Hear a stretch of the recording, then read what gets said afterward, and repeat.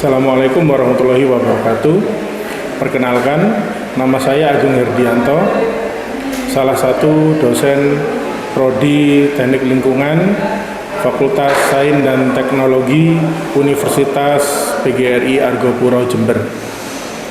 Video ini dibuat untuk melengkapi persyaratan dalam pengajuan sertifikasi dosen gelombang 1 tahun 2025, yaitu pernyataan diri dosen dalam unjuk kerja Tridharma Perguruan Tinggi atau PDD UKT PT dalam bidang pengajaran.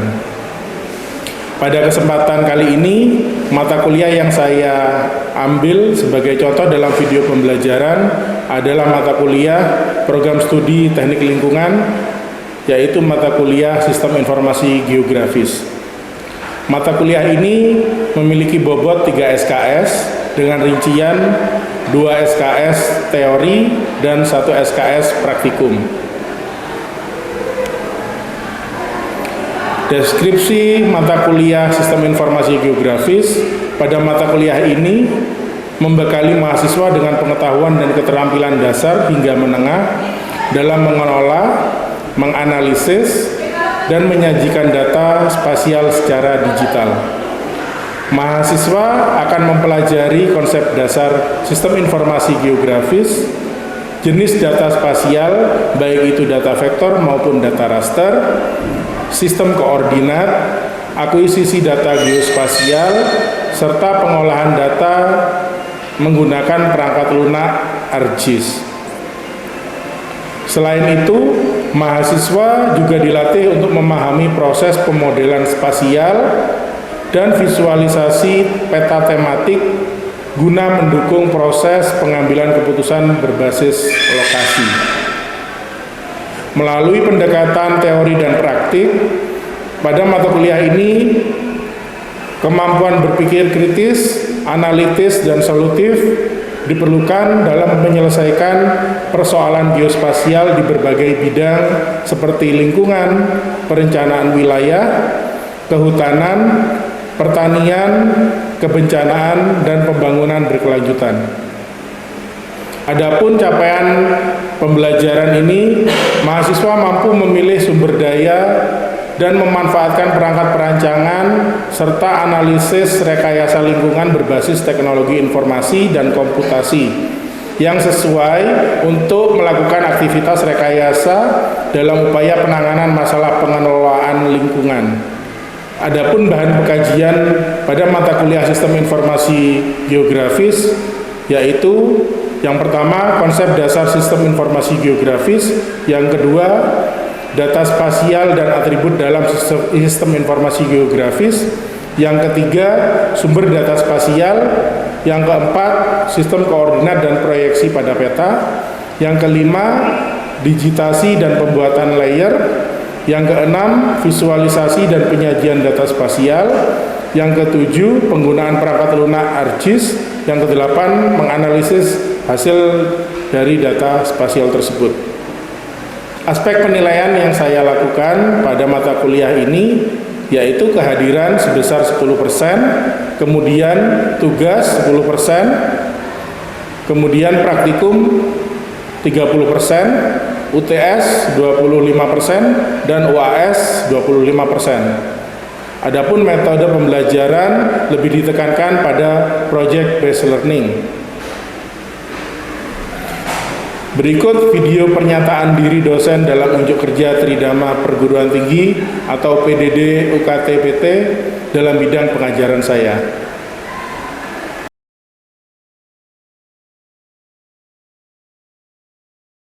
Assalamualaikum warahmatullahi wabarakatuh. Selamat siang. Masih tetap semangat kan? Biasanya kalau siang hari mahasiswa itu ngantuk-ngantuknya ya. Oke. Sebelum kita lanjut ke materi, alangkah baiknya kalau kita berdoa menurut agama dan keyakinan kita masing-masing dengan harapan semoga pembelajaran ini bermanfaat ke depannya. Berdoa dipersilahkan.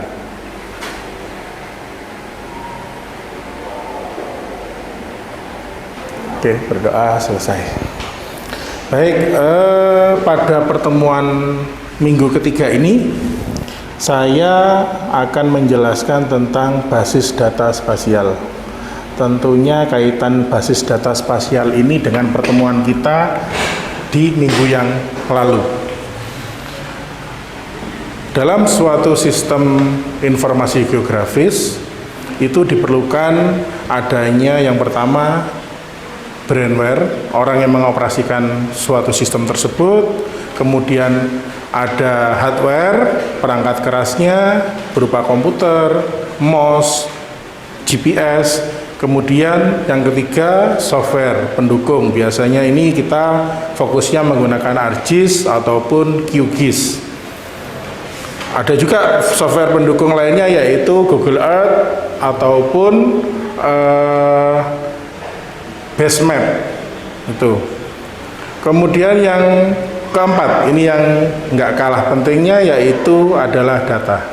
Kalau kita ngomongin data, itu kalau di sistem informasi geografis itu ada namanya data spasial. Apa itu data spasial? Mungkin ada yang sudah tahu? Oke. Ada yang sudah tahu? Belum? Satu pun? Belum ada. Oke, sambil kita ini untuk absensinya silakan diisi. Baik, saya jelaskan di sini untuk data spasial. Data spasial merupakan data yang berhubungan dengan lokasi, ya, atau ruang geografis, di mana data ini mencakup informasi tentang suatu koordinat, bentuk objek. Bentuk objeknya misalnya seperti apa? Seperti garis, bisa seperti titik, maupun seperti poligon atau area, di mana memuat suatu informasi tambahan terkait suatu objek tersebut. Ada beberapa cara memperoleh data spasial. Yang pertama, bisa dilakukan menggunakan foto udara. Tuh. Jadi foto udara mungkin teman-teman bisa menggambarkan seperti apa foto udara itu. Dilakukan menggunakan apa? Bisa menggunakan drone. Kalau untuk satelit itu nanti digunakan untuk citra satelit. Tapi kalau untuk foto udara biasanya menggunakan pesawat, bisa helikopter juga bisa. Yang paling banyak, yang paling mudah itu sekarang menggunakan drone. Ya, yang paling ekonomis istilahnya. Kemudian yang kedua, cara untuk memperoleh spasial data itu bisa menggunakan citra satelit seperti kata Mbak Aulia tadi yang sudah disebutkan. Kemudian yang ketiga ada peta analog. Kemudian yang keempat itu ada survei GPS. Ini biasanya kita melakukan pengukuran pada suatu lokasi objek yang akan kita lakukan suatu pengukuran.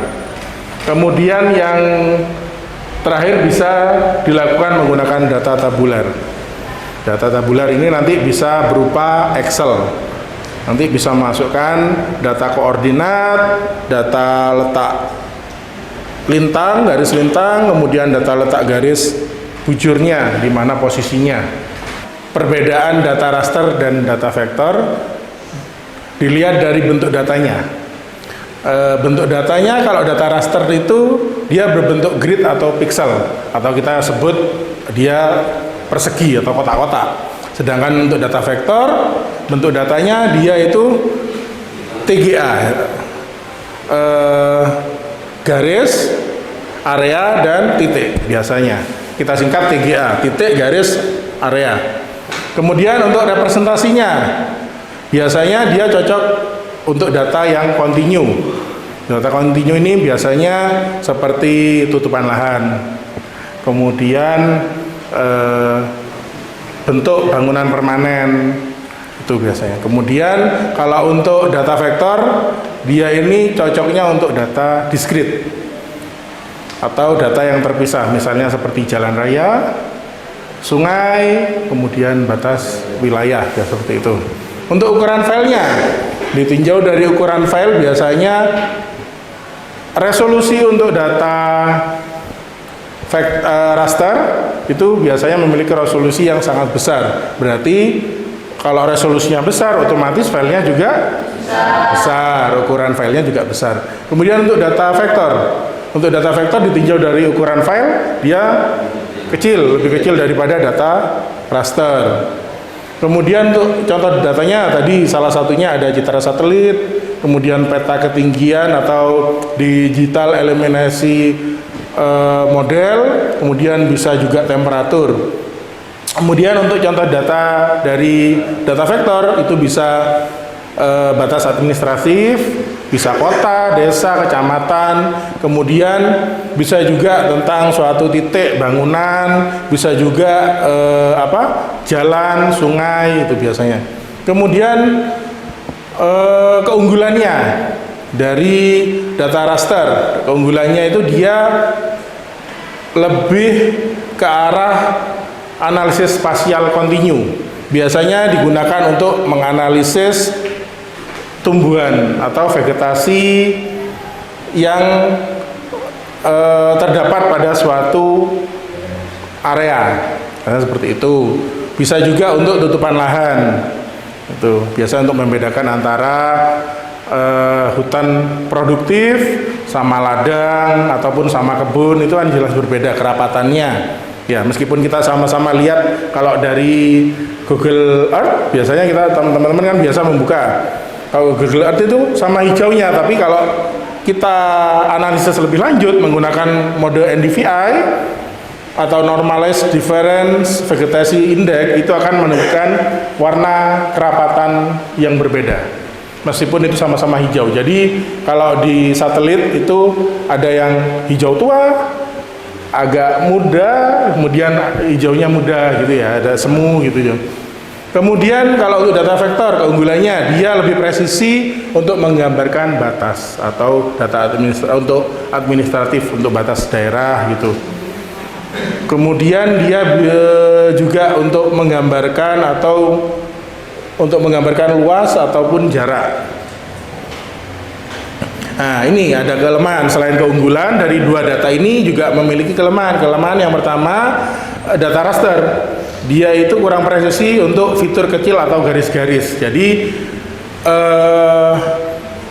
lebih tepatnya kalau untuk garis ataupun titik ataupun area itu biasanya menggunakan data vektor. Begitu pula sebaliknya untuk data vektor. Data vektor itu gak cocok untuk representasi data kontinu yang sifatnya besar, area yang sangat luas, biasanya seperti itu. Kemudian kalau software pendukung dari kedua data ini sama-sama menggunakan software yang sama yang akan kita gunakan pada praktikum yang akan datang. Kita menggunakan QGIS, ArcGIS, ERDAS, tapi kita menggunakan QGIS dan ArcGIS saja. Kemudian ada juga bisa juga data dari AutoCAD. Jadi ekstensinya nanti drawing ya, DWG. Bentuknya seperti apa? Seperti gambar yang ada di sebelah kiri. Jadi berupa titik, berupa garis, dan berupa area. Kalau tadi kembali lagi ke data raster, dia bentuknya titik itu hanya digambarkan seperti piksel-piksel atau seperti kotak-kotak gitu, persegi. Kemudian begitu pula dengan garis, jadi dia mengikuti pola garisnya tapi dia bentuknya persegi. Kemudian begitu pula dengan area. Jadi area itu kan seharusnya dia kalau bentuk data vektor itu seperti poligon, tapi kalau dalam bentuk raster dia itu berupa persegi dengan memiliki luasan tertentu. Ini salah satu pengaplikasian dari data vektor maupun data raster. Jadi kalau data vektor itu biasanya terdiri dari beberapa layer, ya, yang pada di depan ini ditunjukkan kalau data vektor itu biasanya terdiri dari data administratif, kemudian data sungai, kemudian di bawahnya lagi ada data dari kawasan permukiman biasanya. Oke, sekarang mungkin teman-teman bertanya-tanya, bagaimana Pak caranya kita mendapatkan data tersebut? Jadi ada dua data ya, baik data raster maupun data vektor. Kalau data raster, kita bisa mengunduh secara langsung, bisa menggunakan USGS Earth Explorer. Ini dikembangkan oleh Amerika, oleh NASA. Kemudian ada juga Google Earth, ini dikembangkan oleh Google. Kemudian ada juga menggunakan foto udara atau menggunakan drone. Oke. Kemudian untuk data vektor, nah, kalau untuk data vektor berbeda dengan data raster karena pemerintah sudah mengakomodir kebutuhan bagi akademisi. Yang pertama, salah satunya itu bisa melalui situsnya Badan Informasi Geospasial. Jadi bisa masuk ke web INA Geoportal, kemudian bisa juga melalui sistem informasi geospasial milik KLHK, kemudian bisa juga melalui situsnya BNPB, melalui Inaris, dan juga bisa melalui BPS. Nah, di sini juga bisa menggunakan pengukuran secara langsung, yaitu dengan menggunakan GPS. Pertanyaan? Oke, silakan. Untuk memantau sebaran data curah hujan, jenis data spasial apa yang digunakan biasanya? Terus bagaimana cara aplikasinya agar hasilnya itu optimal? Baik, terima kasih, pertanyaan yang sangat baik. Oke, untuk menganalisis sebaran curah hujan dalam kondisi real itu diperlukan dua data raster maupun data vektor. Alasannya kenapa? Karena pertama, kalau data curah hujan pasti harus membutuhkan pos pantau curah hujan yang pertama. Kemudian yang kedua, dia juga butuh luasan area, misalnya batas administratif. Kan kita nggak mungkin mau menganalisa pantauan curah hujan di seluruh kabupaten Jawa Timur, seluruh kabupaten yang ada di Jawa Timur misalnya, seperti itu. Kemudian kita juga butuh data raster. Data raster itu apa? Untuk memodelkan sebaran curah hujan tadi. Data raster misalnya seperti apa? Misalnya elevasi. Jadi kita tahu daerah yang biasanya mengalami curah hujan yang cukup tinggi itu di daerah mana biasanya. Selama yang saya analisis biasanya di daerah pegunungan, di daerah dataran tinggi. Sedangkan yang daerah dataran rendah itu biasanya curah hujannya rendah gitu. Jadi pertanyaannya Mbak Aulia, jadi kita harus menggunakan dua data, yaitu data raster maupun data vektor. Jadi kemudian data itu nanti diolah menggunakan software ArcGIS maupun QGIS itu tadi. Oke, mungkin ada yang lain pertanyaannya,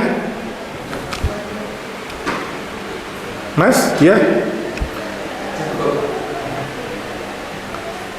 Yang tadi aja? Iya. Mungkin ada pertanyaan lagi? Ada, Pak. Iya, silakan Mas. Mengapa dalam aplikasi pemantauan tutupan lahan data raster lebih sering digunakan daripada data vektor? Oke, terima kasih, pertanyaan yang sangat bagus. Oke, kita kembali lagi ke slide ini. Jadi dikatakan bahwa kalau data raster itu dia cakupannya sangat luas. Sedangkan data yang vektor dia itu terpotong-potong, artinya dia terdiskrit. Ya, jadi kenapa kalau untuk yang cakupannya luas dia menggunakan data raster? Ya memang ya cakupannya data raster dikatakan bahwa data raster ini biasanya untuk data kontinu atau data berlanjut. Sedangkan data diskrit itu data yang terpisah, gitu. Jadi nggak bisa digunakan. Lebih baik menggunakan data raster. Jadi seperti itu. Oke, ada lagi pertanyaannya? Absennya tadi sudah diisi? Oke, kalau nggak ada pertanyaan,